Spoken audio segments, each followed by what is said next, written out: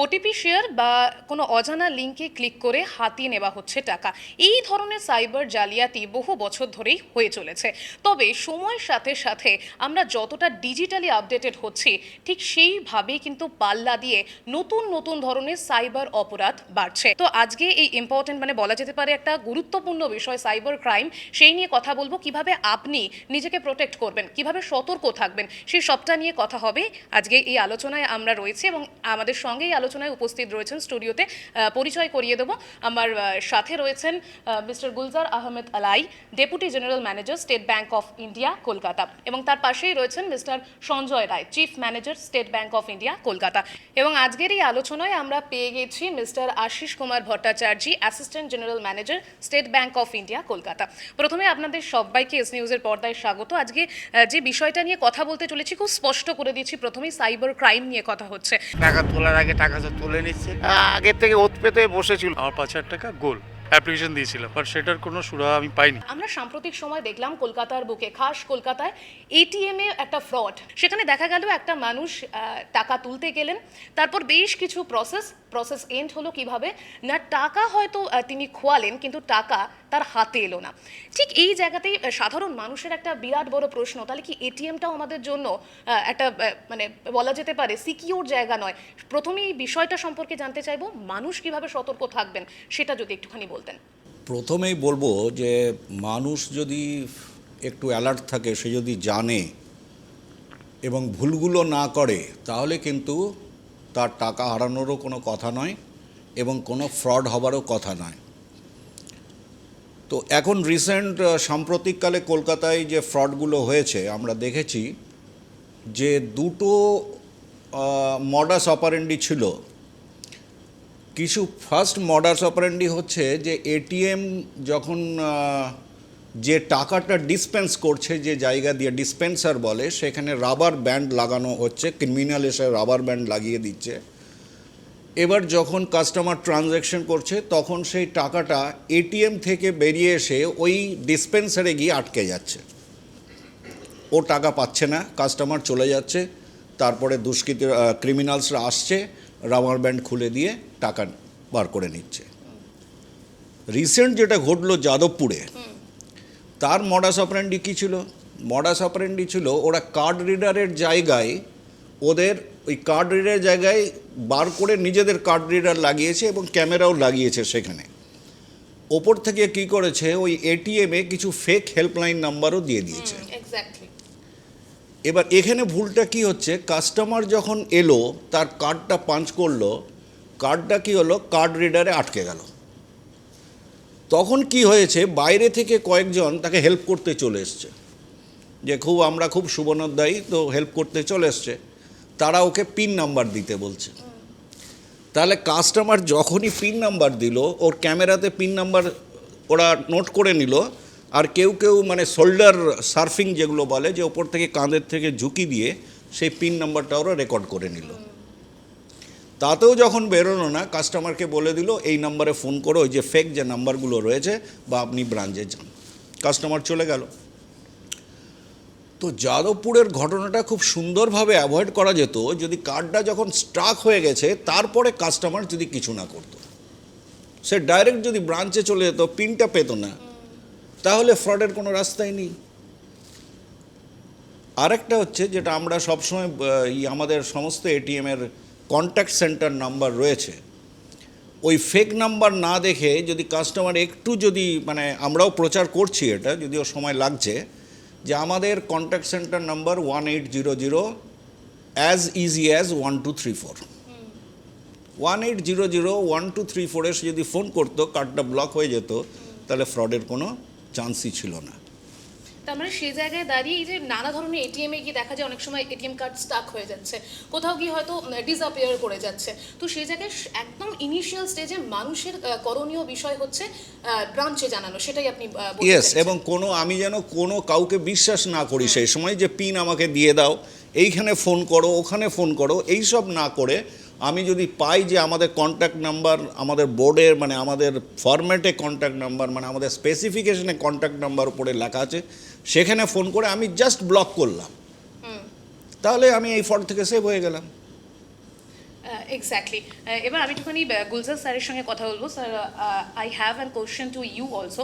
We are talking about ATM. Do you have any kind of advice to the audience?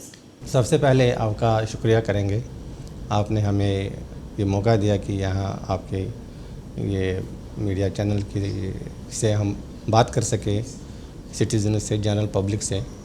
तो जो आज हम कोशिश करेंगे इस प्रोग्राम में, जो हमारे दर्शक सिटीज़न पब्लिक हमारी बात सुनेंगे और उनको ये फ़ायदा हो जाए कि जो फ्रॉड्स हो रहे हैं, चाहे एटीएम को यूज़ करने में या चाहे ऑनलाइन बैंकिंग करने में, तो वो फ्रॉड्स उनके साथ ना हो जाएं। जो हम प्रिकॉशंस बोलेंगे या जो डूज़ एंड डोंट्स बोलेंगे, उनसे उनको ये फ़ायदा होगा कि वो एक तो कॉन्फिडेंस के साथ ये डिजिटल बैंकिंग या ऑनलाइन बैंकिंग या एटीएम यूज़ कर पाएंगे, और साथ में ही उनको ये भी पता चलेगा कि हमें क्या नहीं करना चाहिए। कि एटीएम जो कैश निकालने के लिए हम यूज़ करते हैं, फ़ंड ट्रांसफ़र करने के लिए भी यूज़ करते हैं, लेकिन जब हम कैश निकालने के लिए यूज़ करते हैं तो हम एटीएम पर जाते हैं। तो एटीएम पर जाने के लिए हम एटीएम को डिप करके और फिर अमाउंट जो भी हमने विड्रॉ करना हो, पिन डाल के आपका ट्रांजैक्शन पूरा होता है। और जैसे सबसे पहले जब हम किसी एटीएम में जाएं तो आपने 2-3 चीज़ों का ख्याल रखना पड़ेगा कि आसपास कौन लोग हैं, और अंदर जो है लाइट वाइट अच्छी है कियास्क में, और जो डिस्प्ले है वो सही है, कहीं किसी ने कोई छेड़खानी तो नहीं करी है। जैसे इस केस में जो अभी मेरे साथी ने बोला, वहाँ पर उन्होंने जहाँ पर कार्ड रीडर होता है वहाँ पर उन्होंने एक अलग इक्विपमेंट डाला था, और जो इक्विपमेंट दूर से लग रहा था कि जनरली एटीएम में इतना बड़ा कार्ड रीडर नहीं होता है। तो अक्सर बार जो पहली बार यूज़ करेंगे एटीएम, उनके लिए हम कह सकते हैं कि वो इतना प्रिकॉशन नहीं लेंगे, उनके लिए शायद ऐसा ही होता है। लेकिन जो रिपीटली रूटीनली करते हैं उनको तो लगा होगा कि इतना बड़ा, हमने उसका वो देख लिया, वीडियो भी देख लिया कि इतना बड़ा वहाँ पर एक गैजेट लगा हुआ, तो उससे भी वो उन चीज़ों को देख के थोड़ा सा अलर्ट हो जाना चाहिए। সাম্প্রতিক সময়ে কলকাতার বুকে যে ঘটনা ঘটেছে তা কিন্তু একটা আতঙ্কের বিষয় হয়ে দাঁড়িয়েছে সাধারণ মানুষের কাছে। তো এটিএম নিয়েই কথা বলবো। আমি गुलजार স্যারের কাছেই যাব।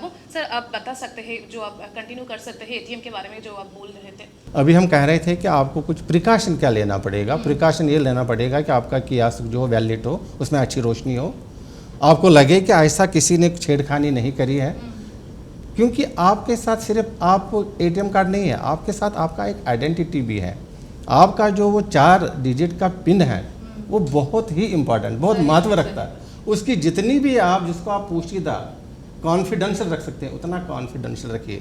इवन हमने ये भी देखा कई केसेस में कि जो वहाँ पर एटीएम के पास केयर टेकर रहते हैं जो साफ़ सफाई के लिए, कई बार उनसे हेल्प लेते हैं। किसी से भी हेल्प लेने नहीं है जब आप एटीएम से कैश विड्रॉ करने जाते हैं। इस केस में अगर आपको लगेगा जैसे यहाँ पर आपका एटीएम कार्ड स्टक हुआ था, तो इमीडिएटली आपको डाउट होना, शक होना चाहिए। आपको जाना ही है एटीएम में थोड़ा सा शक लेके कि कहीं कोई मेरे ट्रैप में नहीं, मैं ट्रैप में नहीं हूँ। तो वहाँ पर आपने अगर कोई भी आपको लगा, इमीडिएटली आप जिस बैंक से भी हो, हर एक बैंक ने अपने एटीएम कार्ड पर एक कस्टमर केयर नंबर डाला हुआ होता है, हमने भी डाला है। तो इमीडिएटली अगर आपको लगेगा कुछ मेरे साथ कुछ गलत हुआ है, वो वहाँ कॉल करके कम से कम अपने एटीएम को ब्लॉक करिए, जैसे मेरे दोस्त बोल रहे थे। ये मिनिमम है उसके लिए। अब देखिए जो ये एटीएम का इस तरह का इस्तेमाल है हम कई सालों से कर रहे हैं, लेकिन आज के डेट में थोड़ी टेक्नोलॉजी और हम थोड़ा आगे बढ़ गए हैं। आज के डेट में हम बिना कार्ड के ही जो है एटीएम से कैश निकालते हैं।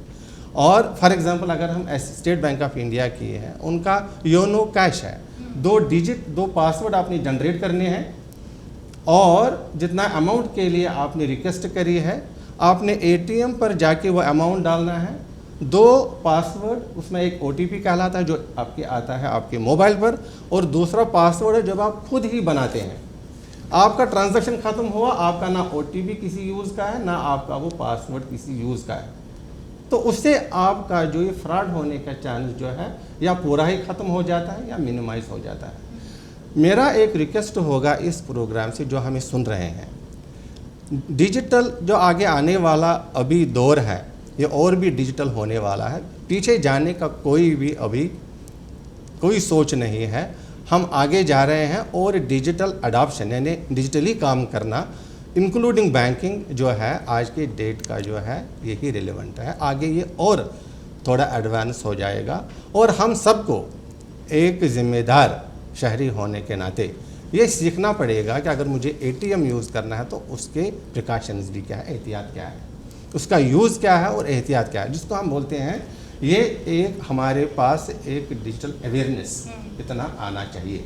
अगर हम इसको यूज़ कर रहे हैं तो मुझे जानना चाहिए कि मुझे क्या करने के साथ साथ क्या नहीं करना चाहिए।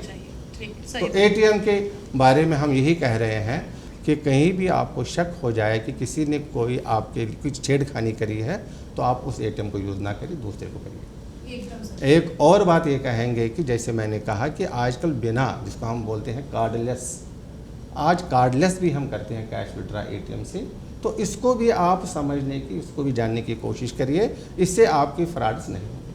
एकदम सही बात बोलने आपने।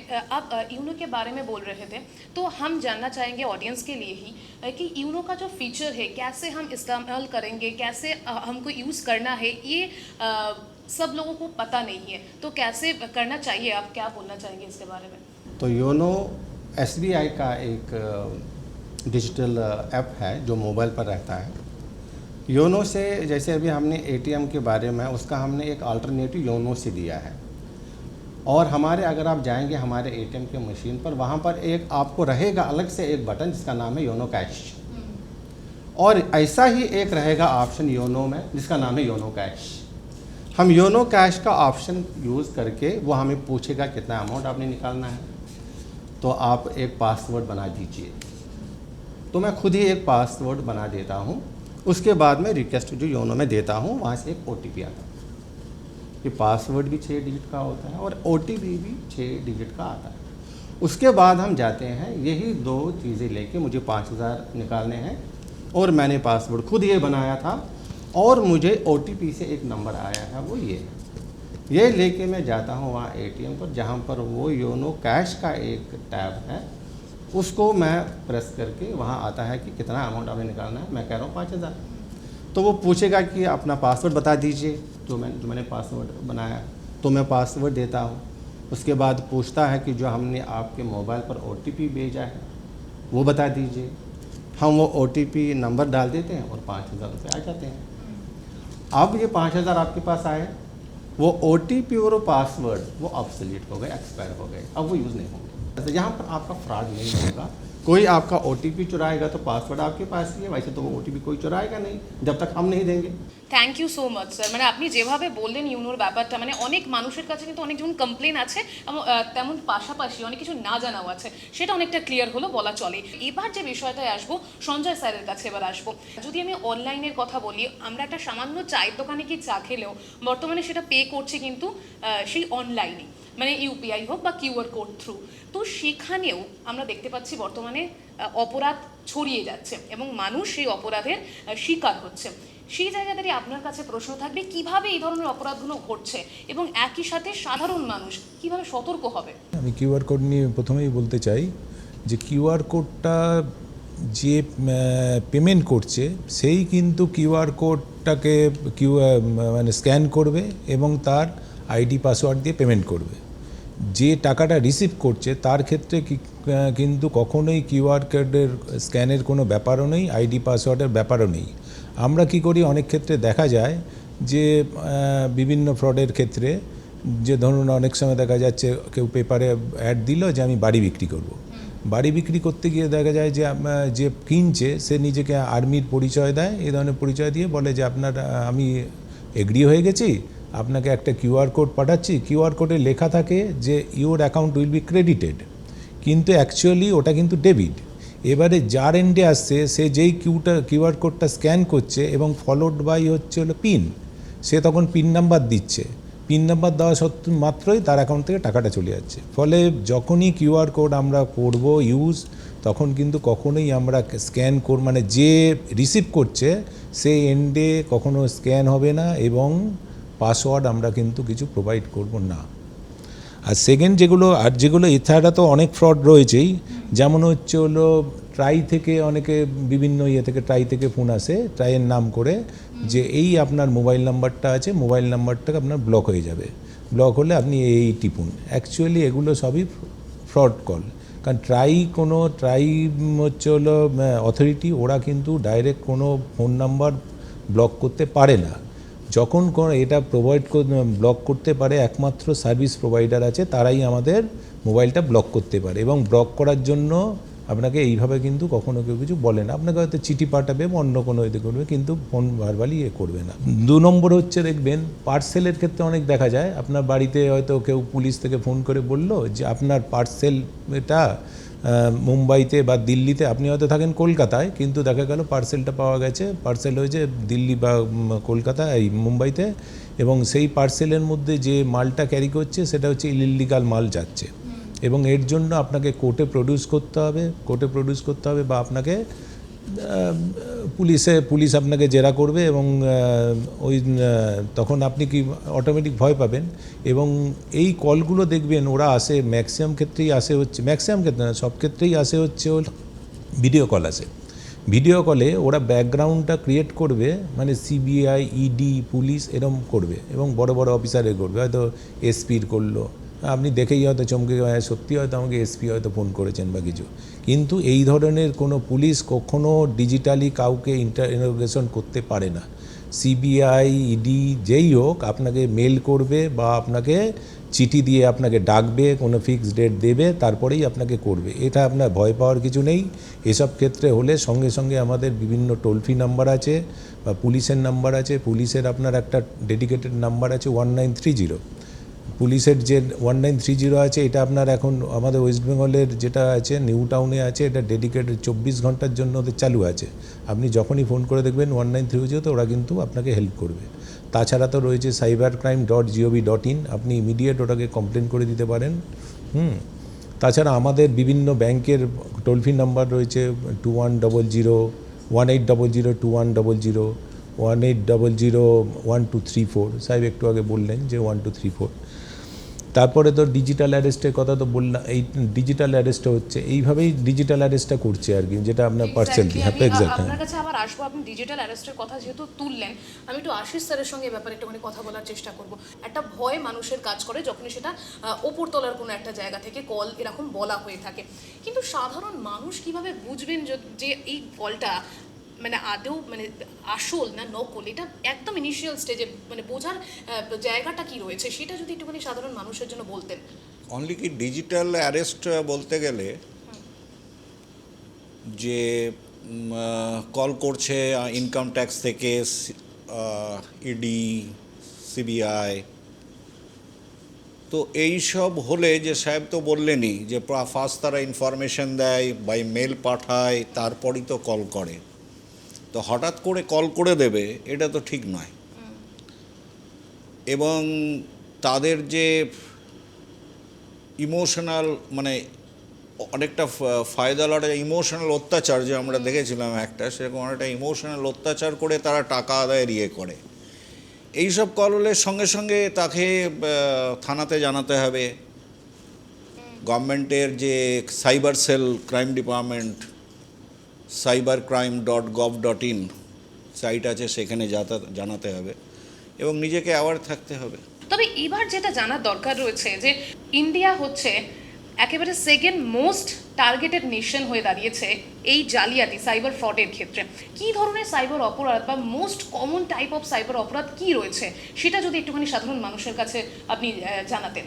মোস্ট যে কমন পার্ট রয়েছে, এক তো হচ্ছে হলো ডিজিটাল অ্যারেস্ট তো রয়েছেই, যেখানে বড় বড় অ্যামাউন্ট ইনভলভ থাকছে।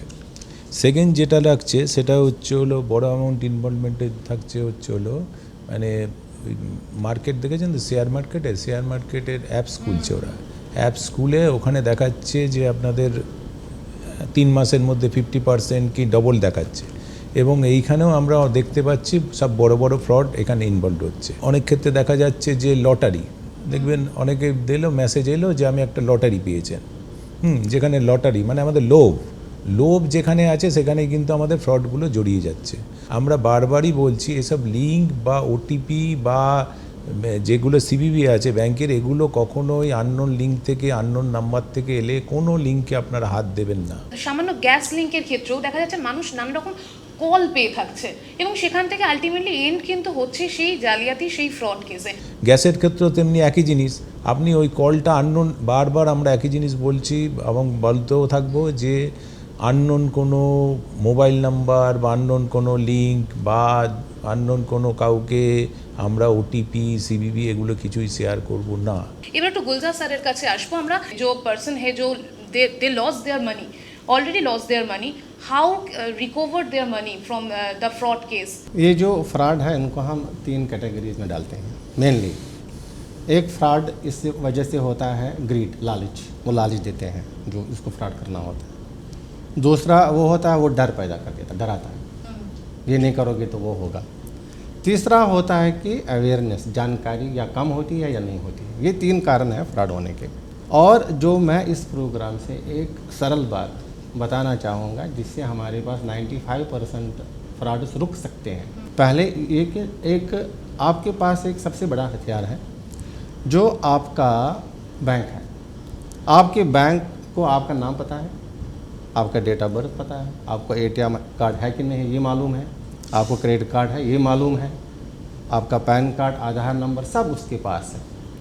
अगर कोई आपको कॉल करता है कि मैं आपके बैंक से हूँ, आपका आधार नंबर क्या है, या आपका कार्ड का नंबर क्या है, या आपका पिन क्या है, ये पहली बात है कि ये आपके बैंक से कॉल नहीं है। अगर वाकई आपको लग रहा है कि ऐसा करना है तो उनको बोलिए कि हम आपको कॉल बैक करेंगे, वापस कॉल करेंगे, हमें थोड़ा टाइम दे दीजिए, हम वापस कॉल करेंगे। और वापस कॉल करके आपको मालूम है ये फ्रॉड मेरे साथ हुआ, और वो बहुत ही वाकई डराते हैं कि आपका कस्टम में जो है पार्सल पकड़ा गया, उसमें जो है ड्रग्स है, आपका आधार नंबर ये है, आपका पैन नंबर ये है, आपका नाम ये है, डेट ऑफ बर्थ, सारा इन्फॉर्मेशन उनके पास है। और अब हम जानते हैं कि हमने कोई पार्सल भेजा ही नहीं है, तो हमने उनको अपने तरीके से, because we are professionals, we know, हमें पता है कि उनको कैसे हैंडल करना होता है, तो वो हमें फ्रॉड नहीं कर पाते हैं। हम उनको कुछ हम बोलते हैं, जैसे ये सब लोग जो हमें हमारी बात सुन रहे हैं वो उनको बोल सकते हैं कि मैं जानता हूँ मैंने कोई पार्सल भेजा ही नहीं है, तो उनको बोलेंगे जनाब किसी ने मेरा जो है जिसको बोलते हैं आइडेंटिटी थेफ्ट, किसी ने मेरा डुप्लीकेट आधार कार्ड बना दिया, मेरा मोबाइल नंबर तो सब जगह है आजकल। अगर उनके पास आपका डेबिट कार्ड का नंबर भी है, आप पिन मत दे दीजिएगा। और जो अगर आपको वो आपसे एक OTP जैसे आप बात कर रहे थे, 1 टाइम पासवर्ड, वो जनरेट करवाते हैं और कहते हैं कि हमसे शेयर करो। अगर आप सिर्फ OTP को शेयर नहीं करेंगे, 95% आपके फ्रॉड्स बच जाएंगे। हो गया 2।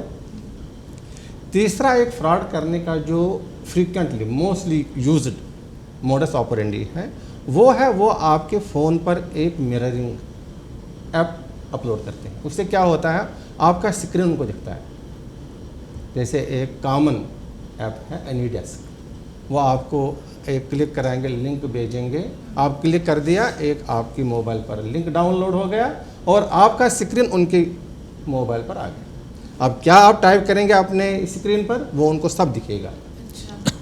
ये अगर आप ये चीज़ें ना करेंगे, किसी लिंक पर आप क्लिक ना करेंगे, अपना OTP शेयर ना करेंगे, अपना पिन किसी को ना देंगे, तो फ्रॉड हो ही नहीं सकता। कि अगर यहाँ पर आपका फ्रॉड हो गया, एक कॉमन नंबर है 1930 जो आपको 24/7 अवेलेबल है। अगर आप उस पर कॉल करेंगे तो वो आपसे पूरा जानकारी लेंगे, फ़ोन पर क्या हुआ था, कब हुआ, वो लेंगे और वहाँ आपका कंप्लेंट इमीडिएटली जो है रजिस्टर हो जाएगा और 1930 उस बैंक के साथ टेकअप करेगा जिसके आप कस्टमर हैं। और उसके बाद आप जाइए, आप खुद भी जाइए, अपने ब्रांच में लॉन्च करिए कंप्लेंट, वो आपका ये कंप्लेंट प्रोसेस करेंगे और देखेंगे कि अगर वाकई आपकी गलती की वजह से आपको फ्रॉड नहीं हुआ है तो वहाँ पर कंपनसेशन का प्रोविज़न है। ATM के जो पैसा हम गायब हो चुका है वो रिकवर करने की कि सही यही तरीका होता है, एक ही तरीका होता है? अगर ऐसा कोई इंसिडेंट होता है तो उसको अपने बैंक में जो है क्लेम लॉन्च करना है और वो बैंक फिर टेकअप करता है उस बैंक के साथ जिसका वो ATM था। फिर फिर वहाँ से इवन फुटेज मंगाई जाती है, कौन आया था, क्या, ये सब मंगाया जाता है। उसका भी एक SOP है और उसके आधार पर फिर एक कंसेप्ट है चार्ज बैक का। अगर ये वाकई कुछ ATM की गलती की वजह से, कोई टेक्निकल स्नैक की वजह से ये प्रॉब्लम हुआ तो उसको जो है चार्ज बैक में रिफंड किया जाता है। এবার সঞ্জয় স্যারের কাছে যেটা জানতে চাইবো যে এই টাকা একেবারে চলে যাওয়া, এটা নিয়ে আমরা বারবার যেহেতু এই প্রসঙ্গটা উঠছে, সেই জায়গায় দাঁড়িয়ে টাকাটা ফেরত আসা বা রিকভার করার কি প্রসেস রয়েছে? সাইবারের যে রিকভারির ব্যাপারটা, ধরুন এটা কি হয়, আমাদের কাছে যখন কোনো কমপ্লেন আসে তখন এটা আমরা দেখাই হচ্ছে কোন অ্যাকাউন্ট থেকে টাকাটা গেছে, কোথায় যাচ্ছে দেখাই। এবারে যেখানে যায়, ধরুন টাকাটা এর অ্যাকাউন্ট থেকে টাকাটা ডেবিট হলো, তে গিয়ে টাকাটা আটকে গেল, তখন আমরা কি করি, এবারে নিয়ম হচ্ছে ওটার জন্য কোর্ট অর্ডার লাগে। পুলিশের ইনস্ট্রাকশানে ওটা হয় না, কোর্ট অর্ডার লাগে, এবং কোর্ট অর্ডার যেটা ফার্স্ট কোর্ট অর্ডার ব্যাংকের কাছে আসে তার বেসিসেই আমরা থেকে টাকাটা এতে রিকভার করিয়ে দিই। जो हम बता रहे थे, तो जो एडवांसमेंट है टेक्नोलॉजी का, तो आगे में तो और ज़्यादा बढ़ेंगे। तो यहाँ पर आगे में हम कैसे निजे आप लोगों को प्रोटेक्ट कर सकते हैं? हमें तैयारी ये करनी है, एक जैसे आपका चैनल कर रहा है कि ऐसे डिजिटल अवेयरनेस प्रोग्राम कर रहे हैं, फाइनेंशियल अवेयरनेस प्रोग्राम्स कर रहे हैं, लोगों को जानकारी दे रहे हैं। ये जानकारी जो है हर एक नागरिक की जिम्मेदारी भी है कि वो अपने आप को अपडेट रखे, क्योंकि आपको फ्यूचर जो है टेक्नोलॉजी पर ही है और बढ़ने वाला है। तो इसलिए हर एक की जिम्मेदारी है कि वो ये जानकारी ले। তবে সবার আগে আপনাদের তিনজনকে অসংখ্য ধন্যবাদ এতটা সময় এস নিউজকে দেওয়ার জন্য। আজকে যে বিষয়টা নিয়ে আমরা কথা বলেছি সেটা অনেকটা ভাস্ট, কিন্তু ছোটোর মধ্যে আমরা চেষ্টা করলাম সাধারণ মানুষকে অ্যাওয়ার করার জন্য, সতর্ক করার জন্য। এই ধরনের নানা ধরনের সতর্কতামূলক প্রোগ্রাম আপনাদের সামনে রাখার চেষ্টা করব, যাতে হয়তো পুরোটা কভার করতে পারলাম না, তবে যতটুকু কভার করতে পারলাম সেটুকুতেই আপনারা উপকৃত হন। তবে সবশেষে একটা কথাই বলবো, যেমনটা ওনারা বারবার বলে উঠলেন যে কেয়ারফুল থাকুন, সতর্ক থাকুন, এবং সবার আগে যাই ঘটুক না কেন, সবার আগে নিজের নিকটবর্তী যে প্রশাসন রয়েছে, ব্রাঞ্চ হোক সেটা পুলিশ প্রশাসন হোক, সেখানে গিয়ে যোগাযোগ করুন। তাহলেই হয়তো যে কোনো ফ্রড ঘটে যাওয়ার আগেই আপনি নিজেকে বাঁচিয়ে রাখতে পারবেন। চোখ রাখুন এস নিউজের পর্দায়। সাম্প্রতিক সময়ে আরও নতুন নতুন ধরনের প্রোগ্রাম আপনাদের সামনে রাখার চেষ্টা করব। নমস্কার।